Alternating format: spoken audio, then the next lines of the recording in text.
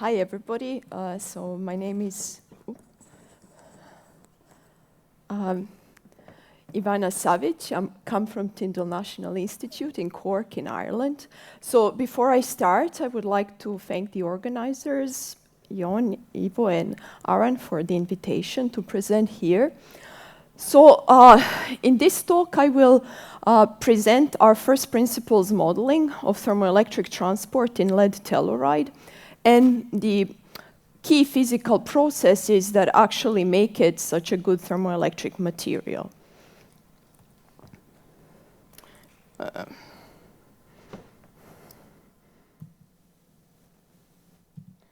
Exactly am I? Oh, all right, okay. Okay, so this is the outline of my talk. So I will start off this presentation by discussing this emerging concept in the thermoelectric field that materials near soft mode phase transitions can be efficient thermoelectric materials. And I will use the example of lead telluride to illustrate that. Then I will present our first principles model of thermoelectric transport in lead telluride, which will enable us to test this idea that soft modes are good for good thermoelectric performance. And finally, I will present some evidence that we think that the soft phonon modes are really the key factor that lead to the high thermoelectric figure of merit of lead telluride. So first I will talk about why we think that materials near soft mode phase transitions are good thermoelectrics. So this is, well, what thermoelectrics devices do. They convert heat into electricity and the other way around. So this is the basic scheme of a thermoelectric device here. So it consists of two semiconducting materials, P and N type, connected at the top with an electrode. So when the top electrode is heated, the charge carriers move away from the top, from the hot to the cold electrode, creating a voltage drop. So in this configuration, so this is the well-known Seebeck effect, and in this configuration, thermoelectric devices are used for converting waste heat into electricity. In contrast, if we run current through the thermoelectric device, what is happening, the carriers are moving away from this top electrode, effectively cooling it. So in this configuration, again, this is the Peltier effect, and in this configuration, thermoelectric devices can be used for solid-state cooling. So this is the formula which gives you the efficiency of this thermoelectric couple. So basically, the efficiency is determined by the Carnot efficiency, and then this factor here, which depends on the temperature of the hot and cold ends, and also this thermoelectric figure of merit, Zt, of these two materials. So you will notice that if we want to approach Carnot efficiency, what we need is very high Zt of both of these materials. So the thermoelectric figure of merit of a material is high if it has high electrical conductivity, high Seebeck coefficient, which is basically the voltage generated by the applied temperature difference at the material ends, and we need to have low thermal conductivity, which has two contributions, typically one from electrons and another one from the lattice. So I'd like to point out that it's very hard to design materials with high Zt because all these quantities are correlated, and if you want to improve one of them, usually this negatively affects the other parameters. So to illustrate this, here I show how Zt changes as a function of carrier concentration.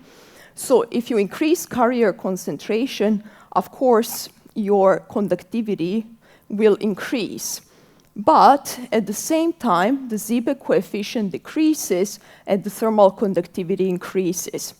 So because of that, Zt values typically peak for carrier concentrations around 10 to 19 inverse centimeters, so heavily doped semiconductors. And they don't really reach the values that we would like them to have for many applications.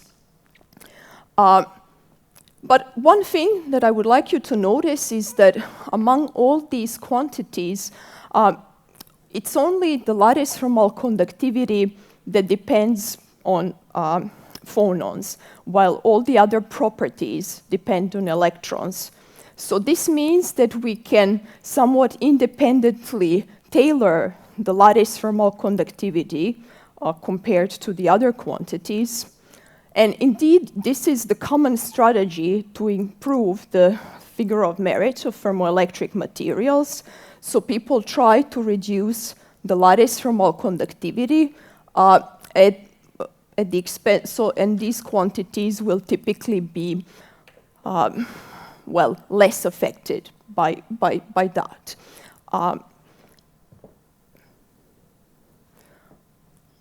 So one of the recent strategies to design materials with low lattice thermal conductivity exploits strong anharmonicity of materials near soft mode phase transitions. So this is the example of tin selenide, which some of you will know that it is the most efficient thermoelectric material currently known. So this material undergoes a soft mode phase transition between these two phases at around 800 Kelvin. So, and the strong anharmonicity near the transition temperature will lead to very low lattice thermal conductivity, and in this material, the record ZT is achieved. So lead telluride is another efficient thermoelectric material that is close to the lattice, to the soft mode phase transition.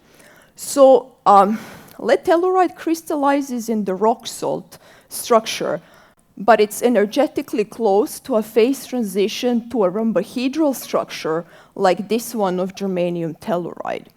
So the main difference between these two structures is the tellurium atom in germanium telluride here is slightly displaced along 111 direction with respect from its position in lead telluride. And also the rhombohedral angle is because of that a little bit different. So what is important to remember is that this displacement of tellurium atom in the 111 direction in germanium telluride, that is actually represents the frozen-in atomic motion of the transverse optical TO mode in lead telluride. And because of that, and because lead telluride is very close to this phase transition, its TO modes are actually very soft and they have very low frequencies, as you can see from this band structure. So typically TO modes would be pretty flat, like these yellow phonons up here, but here they are very dispersive and very low at the gamma point. So now these soft TO modes, being so low in energy, they can interact very strongly with these heat-carrying acoustic phonons, which mainly contribute to the lattice thermal conductivity. And because of this strong anharmonic interaction, the lattice thermal conductivity is very low, and the thermoelectric figure of merit of lead telluride is quite high. Now, our own question here was, okay, so this is fine, but how do these soft TO modes affect the electronic thermoelectric properties of lead telluride? Are they beneficial or detrimental for high conductivity and Seebeck coefficient? So in what follows, I will show you that yes, indeed, soft modes do not degrade these electronic thermoelectric properties, and that they are really the key factor that determines good thermoelectric performance of lead telluride. But before we go there, I will kind of present in detail this first principles model of thermoelectric transport in lead telluride that gives us these insights. So electronic transport in bulk crystalline materials is usually well represented within standard Boltzmann transport theory. So for instance, in this theory, electrical conductivity here, you can see that it depends on basically electronic energies, Fermi-Dirac distributions, group velocities, which are derivatives of energies with respect to wave vectors, and these transport relaxation times of electrons. And around room temperature, these relaxation times are typically due to electron-phonon interaction. So where we have electrons jump from one state to another by absorbing or emitting a phonon. So nowadays, it is possible actually to calculate all these quantities in the entire Brillouin zone using density functional perturbation theory and with the help of Wannier function interpolation techniques. But in contrast to such computationally heavy approach, what we will try to do here is to build a simpler but yet accurate model of thermoelectric transport in lead telluride. And the reason for that is that if we do this, we can easily account for some of the issues that exist with, we count some effects that are not easy to include in the standard DFPT Wannier approach. And so kind of we will focus on trying to understand which electronic states actually contribute to transport, what kind of interactions are occurring between them, and how do we parameterize these interactions. So this is the electronic band structure of lead telluride.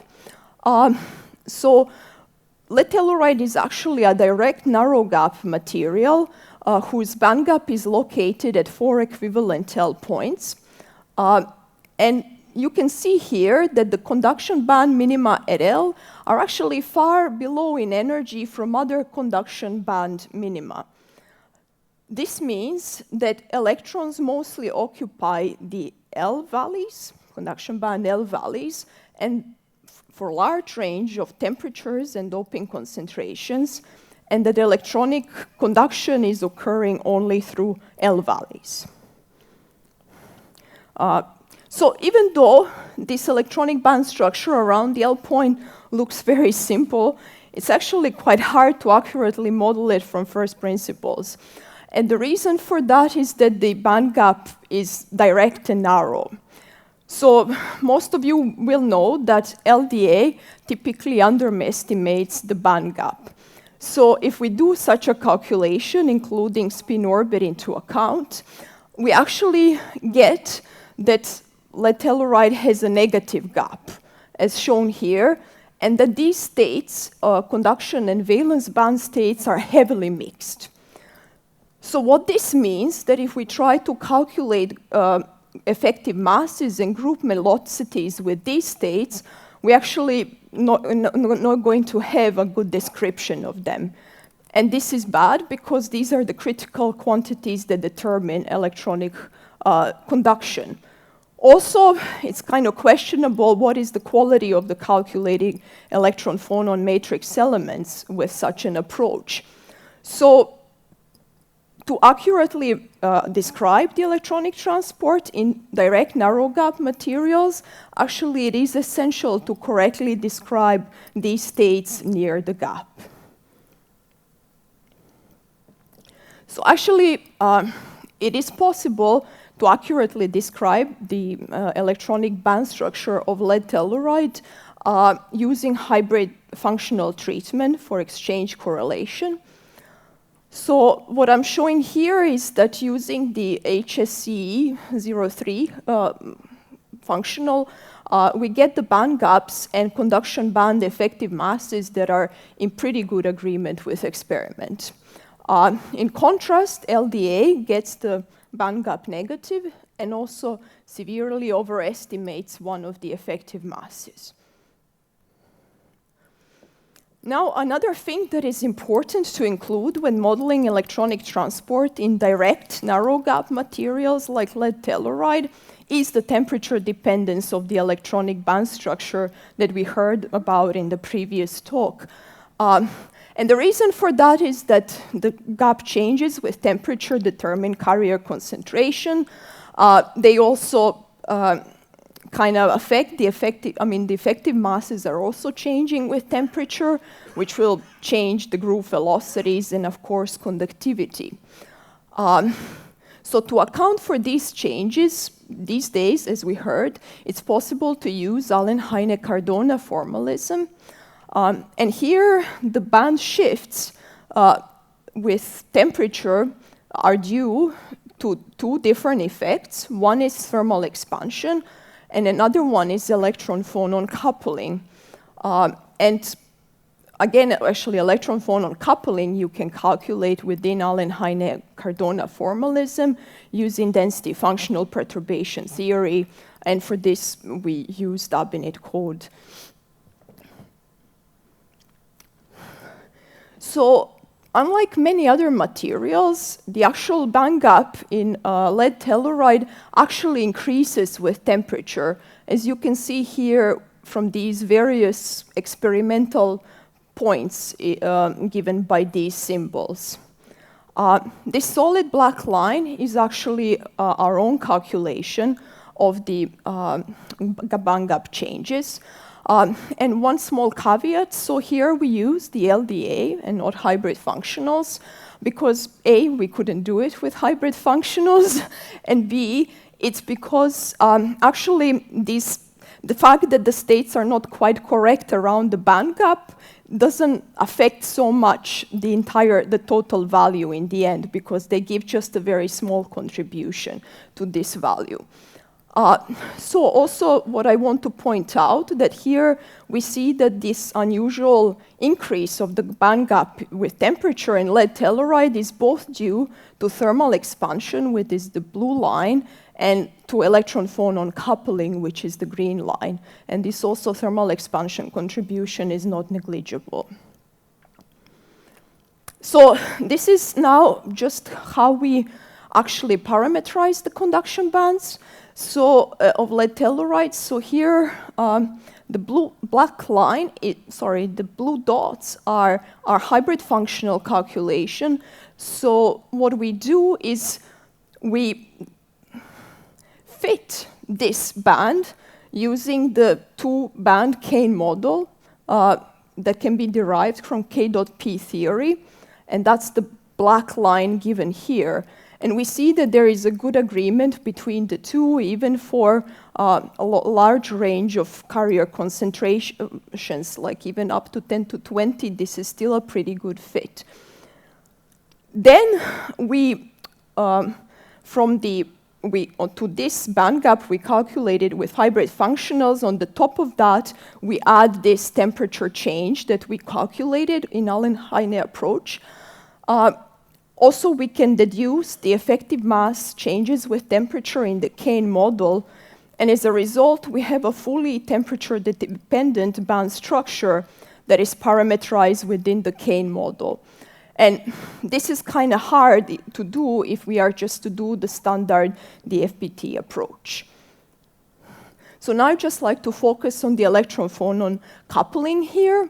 So first, this is the intra-valley phonon scattering, where scattering occurs between different L valleys via a long wave vector phonon. One thing to notice here, if we are sitting exactly at the L point and scattering to exactly the other L point, that scattering is actually forbidden by symmetry for all phonon modes. And because of that, we neglect this scattering in our model. The next thing is the inter-valley phonon scattering, where scattering occurs within the same valley via a short wave vector phonon. Another important thing to notice, if this phonon here is our soft TO mode, if its wave vector is 0, we are sitting at the L point, that scattering is again forbidden by symmetry. So these symmetric considerations already suggest that scattering due to soft TO modes will be quite weak in these materials, and it will not degrade the electronic transport.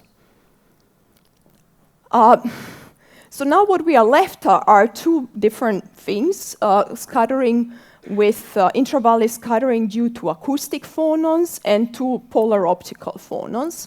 So long wavelength acoustic phonons are strain waves, and their interaction with electrons can be described via acoustic deformation potentials. And in lead telluride, we have two linearly independent terms for the L valleys. So we have this uniaxial deformation potential, which basically gives you like the splitting of the two L valleys with 1-1-1 strain. And another one is dilatational deformation potential, which gives you the shifts of these L valleys with hydrostatic pressure. And if we calculate them using these definitions with hybrid functionals, for uniaxial deformation potential, we actually get pretty good agreement with experiment. Now, you see this massive difference between calculation and I would call it experimental value for dilatation deformation potential. And the reason for that is that here, this is not really an experimental value. This was obtained by fitting a model to experimental data. And because everything seems to be quite good with our band structure calculations, apart from this number, and everything is fine with our transport calculations later on, we conclude that actually these dilatation deformation potential is much weaker than assumed in most of the previous thermoelectric literature. This is a little bit just a technical point, but after we did all of these calculations, we were interested to understand if we can get away with anything cheaper here. And we try, ideally, this would be to get accurate effective masses and deformation potentials. And ideally, these would be LDA or GGA functionals that we can also use DFPT with them. So what we find actually that if we don't include spin-orbit coupling in LDA, we have a very good description of effective masses in deformation potentials. And the reason for that is that if we don't have spin-orbit coupling, the band gap here stays positive and actually quite accurately describes the states around the band edge. But of course, we couldn't know this if we didn't do this calculation. Yeah, so it's important to do these checks in cases you are unsure if your LDA may or may not work. And just a super brief summary of how we parameterize these scattering mechanisms. So we include polar optical phonon scattering via Froelich model and static screening that Professor Gonze already showed, so it's good I didn't include that Hamiltonian. For acoustic phonon scattering, we calculate these deformation potentials.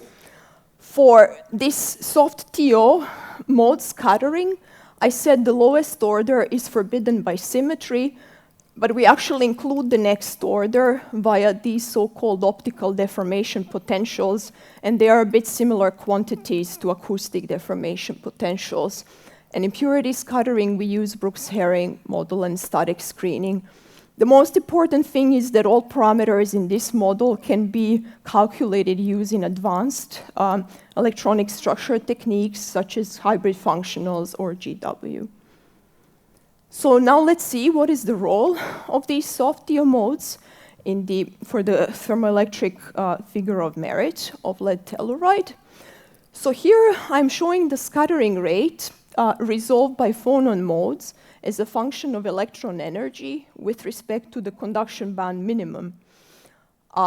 So these full lines are results obtained from our model using this LDA without spin orbit coupling. These dots are the results obtained using the standard DFPT Vanier approach implemented in the EPW code. So we see that there is quite a good agreement between these numbers, which confirms the accuracy of our model. Another thing to note is that the strongest scattering mechanism here is the LO-phonon scattering, and it's much stronger from the acoustic phonon scattering, which is assumed to be the dominant scattering mechanism in most of the thermoelectric literature, but it isn't. And then you see that the soft TO mode is by far the weakest scattering mechanism in this system, which again will mean that it's good to have soft TO modes to achieve high ZT in this material. Now I'm showing the whole mobility of lead telluride as a function of temperature for two different concentrations here. And this is the whole mobility as a function of electron concentration at room temperature. So in general, you see that there is a pretty good agreement between our results, which are these solid lines, and experiments, which are these dotted symbols. However, you will notice that there is a discrepancy for this carrier concentration. And this is just serves for me as a point to illustrate if we try to fit with our Kane model better the very bottom of the conduction band, we can get much better agreement with this experimental value. So this just gives you the idea that it's kind of pretty important to have the accurate electronic band structure if you are to model the transport properties. And of course, the model that we have is also not perfect. Here I want to just show that it's important to include the temperature dependence of the electronic bands in these transport calculations. So the green line is our calculation, which includes the temperature dependence of the electronic bands in the way that I already described. But this red line is the calculation where we just use the gaps and the effective masses to be fixed. They are the hybrid functional values. And these black lines are the experiments. So you will notice that the results which include the temperature dependence of the band structure are in much better agreement with the experiments. And therefore, in principle, for such materials, direct narrow gap materials like lead telluride it's quite important to include for these effects when modeling electronic transport. And finally, so I'm showing the individual contributions to the electronic mobility of lead telluride resolved by phonon modes and also ionized impurities. So you will see, so this is the total mobility. So from here you see that again, LO-phonon scattering is the dominant scattering mechanism here, while TO-phonon gives the weakest contribution to the electrical conductivity. I would like to point out that these trends are the same even for higher temperatures and higher doping concentrations. So what point I'm trying to make here that really soft TO modes do not degrade the electronic conductivity or Seebeck coefficient in lead telluride. And because also they are responsible for the low lattice thermal conductivity, they are really the key reason why lead telluride is such good thermoelectric material. So these are conclusions. So we have this pretty accurate model, transport model of transport in N-type lead telluride, where we have all the parameters calculated from first principles, and we can go beyond the LDA or GGA level. I hope I convinced you that soft TO modes are really the key. reason why lead telluride is a good thermoelectric material. And because of that, these findings, we kind of think, well, we agree with some of the people from the community that materials near sophomore phase transitions are promising from the point of view for search for new efficient thermoelectric materials. This is just brief. I think I'm also running out of time. Apart from electronic properties, we are also interested in lattice thermal conductivity of these materials, and we want to understand if we drive them closer to the phase transition via strain or alloying, are we going to be decreasing the lattice thermal conductivity, and will we be keeping electronical properties intact? So what we had tried to achieve here is to kind of design a material with higher thermoelectric figure of merit. Another thing that we are interested in is are actually ferroelectric domain walls. Some of these materials, like germanium telluride, they are good thermoelectric materials, but they are also ferroelectric. And because of that, they will have these domains and domain walls where polarizations are changing from one domain wall to another. And we have some quite promising results that I won't be presenting today, that actually these domain walls themselves can have quite interesting thermoelectric properties. So these are the people mostly involved in this work. So this is Jiang Cao, Jose Quirales Flores, former student Aoife Murphy.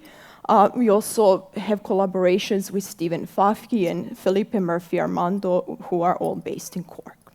Thanks for your attention.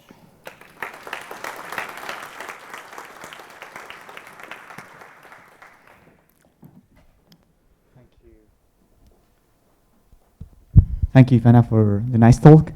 We have 5 minutes for some questions from the audience.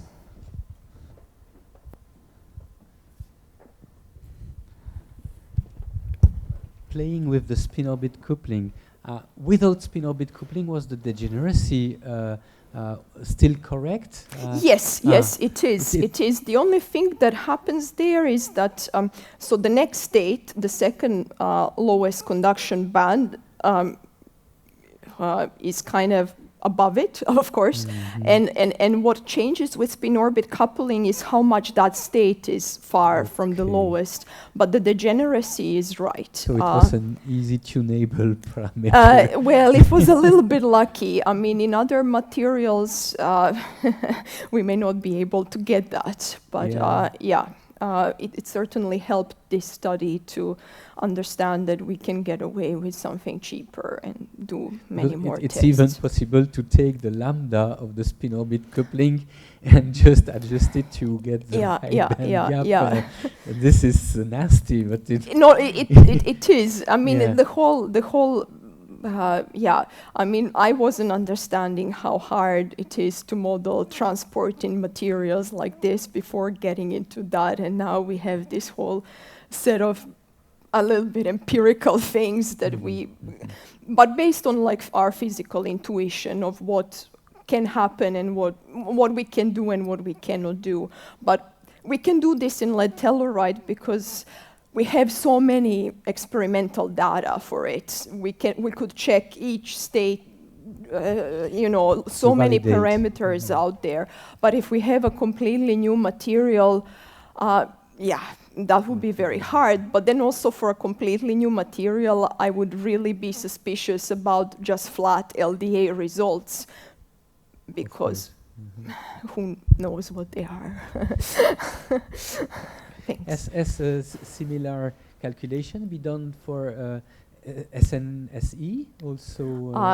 So the standard, the DFPT one with LDA or GGA, I think has been done for sure. But there the gap is bigger. And the temperature effect are smaller then, or? There was a paper of Claudia Draxel, Fabio Caruso, where they looked at that, and it seems that temperature effects may be pretty important there too. But it's so it's a little bit different. Their gap is decreasing. That with temperature, our gap is increasing. Also, I think then they are maybe approaching the structural phase transition while we are getting further away from it. So yeah, the two materials are a little bit different from that point of view. Okay.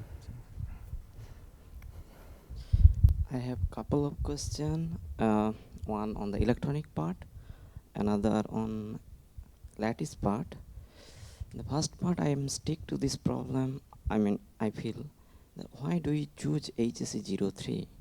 I mean, why did we? The reason for that is because it gave very good agreement with experiment, even with respect to the other hybrid. Like, for instance, HSC06 is a little bit inferior in some respect. We have seen that for lead telluride, the zero temperature band gap is around 0.1 or 0.3. Sorry, 0.2. 0.2.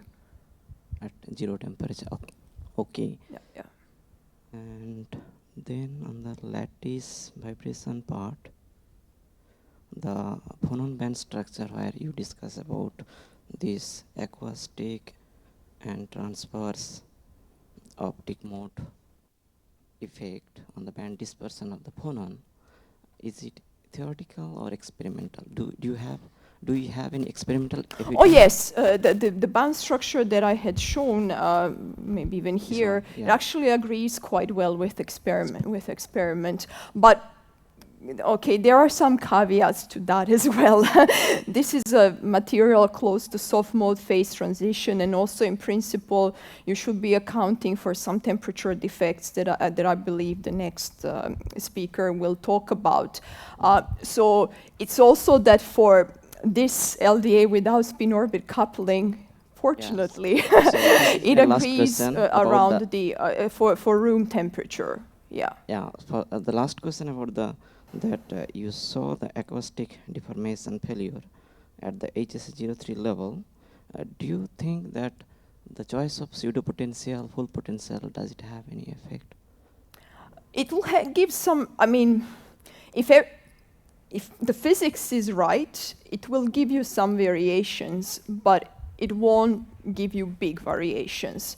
So even though excluding, let's say, LDA in the spin orbit interaction, and LDA has no physical justification, all the physical parameters obtained from that make sense, and when you compare them with hybrid functional values, they are quite similar. I mean, you know, they're 20% of a difference, but when you put all of that together in a transport model with other uncertainties,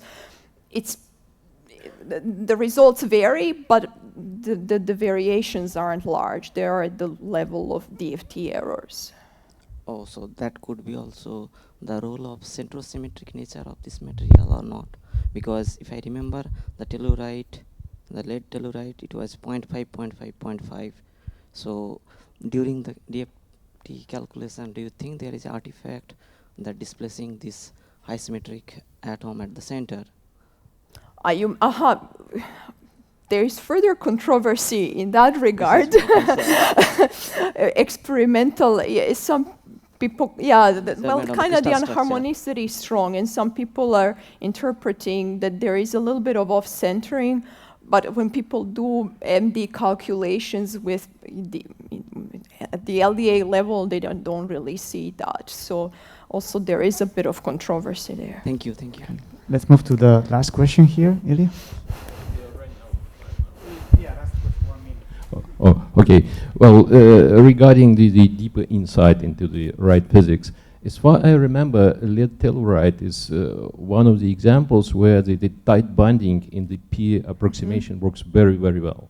Yeah, so one can get the full band structure everywhere with all wave functions with 3-4 parameters of tight bonding, like the atomic P levels. Yeah, it should be the P levels. Yeah. So that people call it P model.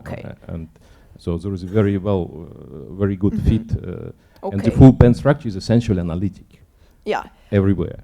So you just analytically the wave functions at each point, and which could be Well, just a good way to look into the yeah, my point for that is that actually the Kane model, which is not in the entire Brillouin zone but close to gamma, is already, sorry, L, is already fine for this kind of material, for the transport properties. Now, maybe for the shifts of bands with temperature, I have a little bit less feeling because everything is a bit delocalized. And as far I remember, spin orbit is just atomic, yeah, so it's enough just to take atomic spin orbit to fit everything.